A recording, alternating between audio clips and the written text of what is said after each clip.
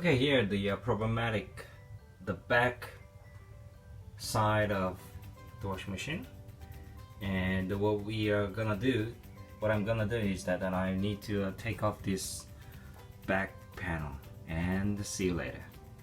Washing machine here. This is in the modern name, and I already open up. Here it's a serial number, all this stuff, and as you can see that you hear the tube, and but down there, it's quite complicated, isn't it? Yeah, the motor, all the stuff. Basically, you don't have to know, but the thing is that here we go. You can see the coin is here. I found this one, and then now I almost like, you know, take this out from there. So it's already, you know, I taken out.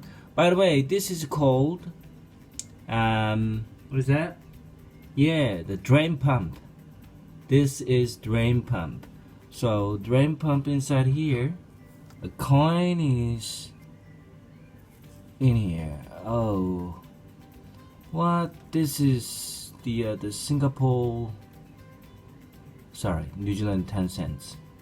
By the way, I hope that this is working for model number higher washing machine, the 55918 model, and I hope that this is, you know, fixed everything.